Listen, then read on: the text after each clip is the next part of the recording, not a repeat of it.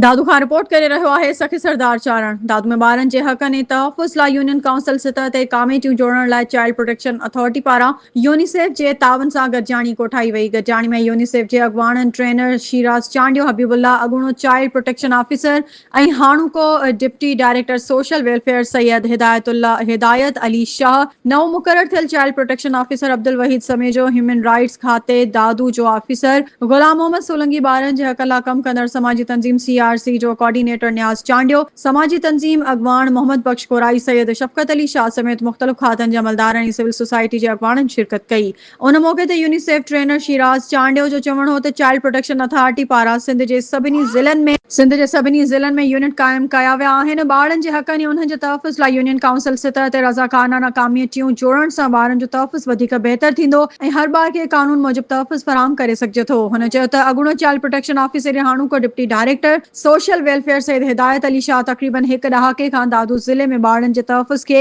यकीनी बणाइण में पंहिंजो किरदारु बहितरीन नमूने अदा कयो आहे। ज़िले में ॿारनि सां थींदड़ नाइंसाफ़ियुनि जो बर वक़्ति नोटिस वठंदे उन्हनि जे तहफ़ुज़ खे यकीनी बणायो आहे। संदसि जूं काविशूं ऐं कोशिशूं साराह जोॻियूं आहिनि। उमीद त नओं मुक़रर थियल चाइल्ड प्रोटेक्शन ऑफिसर बि पंहिंजो कमु नेक नियती सां अदा कंदो। हुन चयो त असां सभिनी जो फ़र्ज़ु आहे त पंहिंजे ज़िले ऐं सूबे जे ॿारनि खे तहफ़ुज़ ऐं उन्हनि जे हक़नि लाइ जोड़ियल कानून ते अमल दरामद करायूं, जंहिं लाइ असां सभिनी खे गॾिजी कमु करण जी ज़रूरत आहे।